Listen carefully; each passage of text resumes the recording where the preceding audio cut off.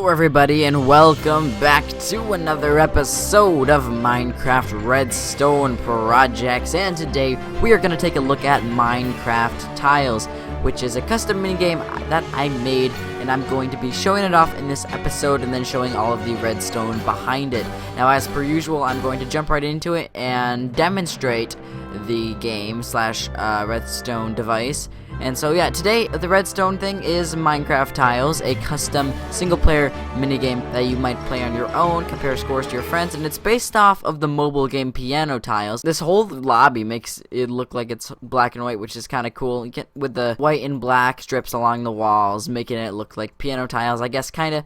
But anyway, so there are 3 modes: easy, normal, and hard. And there's an instructions button, which I'm not going to really read to you right now, but you can read that if you want. You can just press the button. It'll put a bunch of words in chat.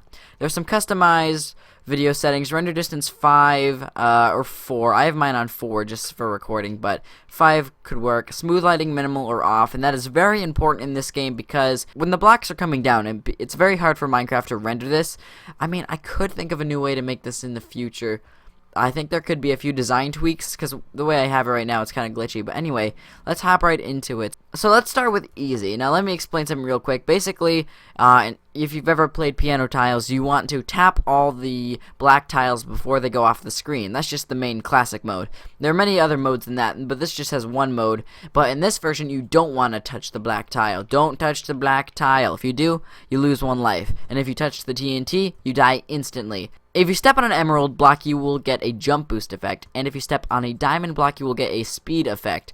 Now, you can't move forward or backward, it doesn't let you, but you can move side to side and jump to avoid the black tiles, otherwise known as coal blocks. So let's jump right into this and start the game. I have kind of low food. Technically, you're supposed to play this in peaceful, but yeah, here we go. Alright, and your food regenerates when you're in peaceful, which is kind of cool. But anyway, here we go. Oh, and so yeah, as soon as you hit a black tile, it'll tell you, yeah, and I got a speed power up there, and it seems to work pretty good, but sometimes it's a little glitchy like that, where it looks like, and it also could be lag from me recording this. Yeah, there is a bit of lag going on right now. Oh, there's a crazy lag right now. Yeah, I lost a life because of that, but as you can see, it's not too glitchy for the most part. Especially when I'm not recording. Recording takes a large toll on my computer. You get a jump boost thing, and you can jump away from it. And if you look in the sidebar, you can see it's counting up score, and that's based on how long you survive. And so if I try and move forward or backward, I can't. As you can see, there's barrier blocks in front of me. If I was to press F3, you can see Minecraft barrier on the right side on the text. And so yeah, that's pretty much how it works. And I'll just step over a few more coal blocks on purpose. Yeah, I lost a life, got a speed power up. Now this is the easy mode. It's pretty easy. I mean, if it's not lagging at all, you can pretty much beat this pretty easily. I mean, let's face it, this isn't that hard. And so I'm just gonna go ahead and die. I mean, eventually you'll come into a spot where you might lose a life, but there we go. Game over. Check your score on the sidebar, and I got 56, which is, for easy mode, really terrible. Now let's try normal, which is the first version that I made. So let's go ahead and start this thing. Minecraft Tiles, and oh, you can see some you can see the lobby over there. Oh, it's kind of, yeah, I lost a life. It is so laggy. Sorry about that, guys. It is super duper laggy. It's not oh, I stepped on TNT. It's not normally this laggy, but I'm recording, and this game, I will say, is taxing. All of these block updates coming down. I love how it randomized. It's completely random every single time too. All the blocks that come down are 100% randomized, and they will just keep coming at you. So I suggest playing this on a semi-powerful computer. I have a laptop that generally runs Minecraft at about 100 frames per second to 120 on a regular world with low settings, and I run this alright, but then again, I may have updates to this in the future that may optimize the way the blocks are cloned down the line, because I use the /clone command obviously to make the blocks go down, and there's a whole row of armor stands, but I'll get to that in a little bit. So yeah, this is normal mode, and see, I lost a bunch of lives there for standing there, but there we go. Game over. I died. And I'll just show you hard mode real quick, just for all you curious people. You want to see how hard this is. This is basically the impossible mode. Yeah, it's a little rough. Let's say that. There's pretty much no way you cannot jump. I can't believe I only lost 2 lives with it being this laggy. Oh, and I landed on a power-up. I mean, TNT. Alright, so that's basically the game.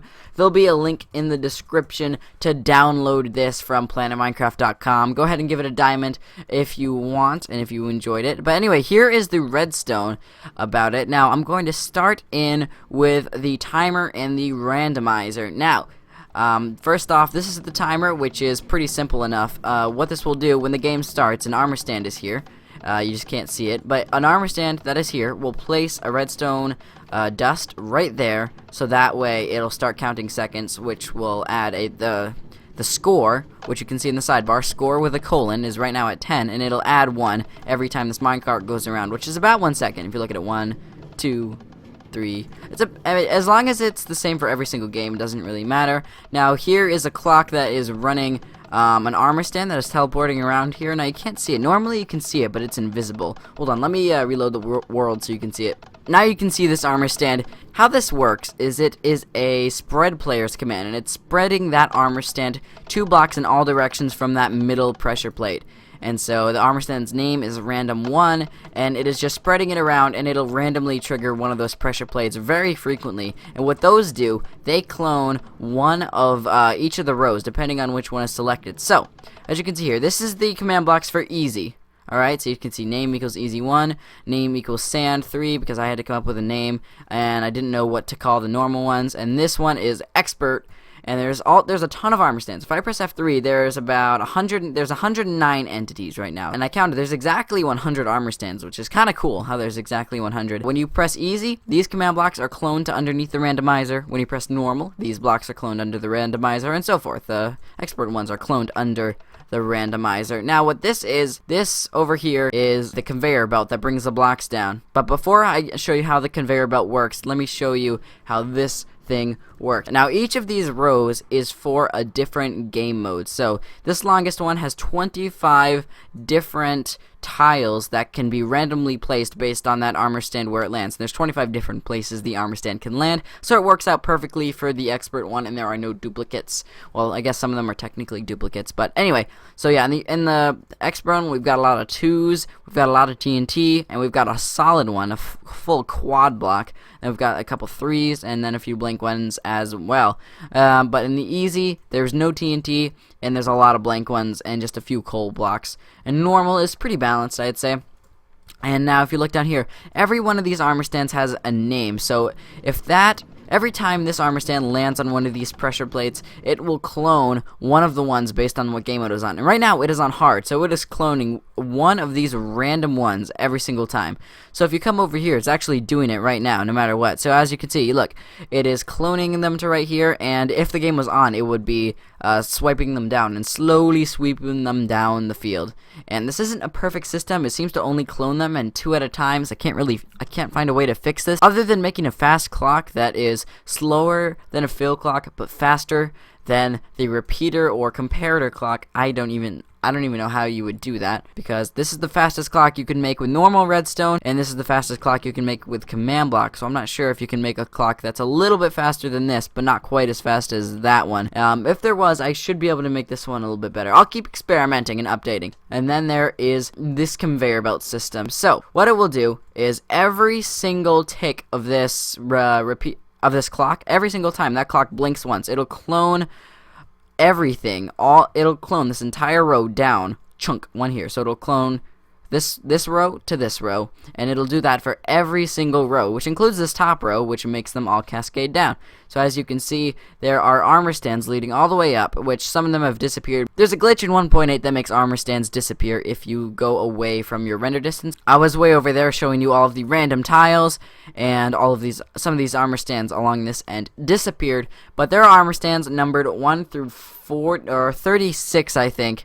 And so and let me show you how this works. So if we start over at this end, I think this starts with number 1. Yeah, name equals 2, name equals 3. So that first command block makes an armor stand clone that top row down 1. And then the second command block makes an armor stand clone the second row down one. And so it keeps cloning down, down, down, down, down, down, down, down, one by one by one by one by one, until it gets all the way down to the player, and then the player has to avoid the tiles in whatever way that the player can. And so that's basically most of this map, and the power-ups are just execute commands, detecting where you are. I can go ahead and show you that. And of course, it's just a few simple scoreboard objectives to make that sidebar, so I did scoreboard objectives, and so I called it scoreboard. It was a dummy objective, and I wanted the display name to be game info. And so that's what you do. I create a scoreboard that its name is scoreboard that I can use in command blocks, but the display name is game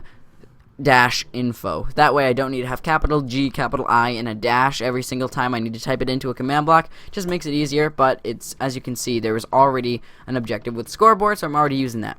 So what this one does is it just executes at anyone, and when you start playing, every time you click start, it'll give you a score of playing that is equal to 1, just in case you have multiple people on the world or something, but I highly doubt that that will ever happen. But just in case a few people join, it doesn't like get weird. I wonder if I may work on a multiplayer version of this in the future if people want me to.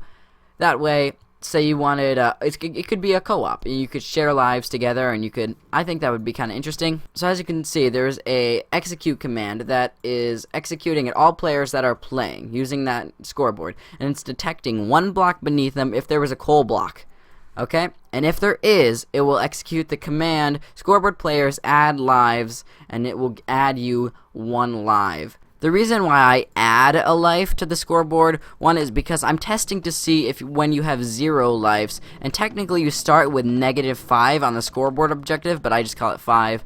But that's the only way the testing works. The only way you can test for that exact objective is if you use 5. And so I have the comparator right here. So it's testing to see when you have 0 lives. And if I made it so that lives tick down from number 5, it would always test this as positive. But if I make it so that it ticks up from -5 lives, it won't be active until it reaches 0. It's kind of weird how that works, but that's the way it does. And so it just when you reach 0 lives, it just kills you.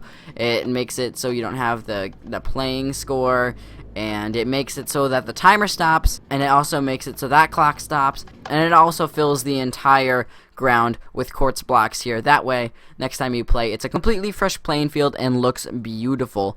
And guys, I think that's about it for this project. And now all that's over here, just a couple more things. All that's over here is just clone commands. As you can see, it'll clone those command blocks over to the randomizer depending on which button you click, as you said, and it'll also just say game set to easy mode. So just 2 command blocks for each of those, and then this is the instructions. You have a bunch of telraws. These are just a bunch of text. So every time you click that button, it'll just play all the text, just so it'll give you the rules. And then this one is the start button. So what this does, it will set your score to playing, and just so all the command blocks will work, just so it won't get confused if there's another player. And then it'll set your scoreboard score to 0, so that way you'll have a 0 score when you start out, which only makes sense. Put you in game mode 2, just in case you weren't already. And it'll set your lives to 5 or -5, because that's the only way to test it, as I've said. And it'll also teleport you to where exactly you need to be and facing the right direction, which is 90 degrees on the, I think it's horizontal plane, I think, if that's the technical term. It'll clear your inventory, not that you'll have any items, and it'll set block the redstone for the timer itself. And then it will go ahead and set the redstone wire for all the timers. It'll say rip Minecraft tiles, a game by Build Mine and Survive. And then it'll start, and when you die, it'll kill you and then go over there. So yeah, this is basically my game. This is a fill clock that it runs differently than most fill clocks. Meaning you can break them and place them back and it'll still work. And these are just the command blocks that set your score to 0 if you step on TNT. It'll give you speed on a diamond block, and it'll also give you jump boost on a emerald block. And a couple more over here are just so that it'll say in the chat if you got a certain power up when you step on that block. So yeah, guys, that's gonna do it. And I just noticed the sign. It says lobby built by Leafblade MC. Oh yeah, that's right. Leafblade MC built this lobby for me. She doesn't really have a channel yet, but maybe in the future. But yeah, she built this lobby for me because I cannot build anything myself. I can't build anything. I had to get someone else to build it for me. Anyway, I hope you guys did enjoy playing this, and like the video if you enjoyed this, and I will see you all in the next video. Goodbye, everybody. Woo! Oh yeah, goodbye.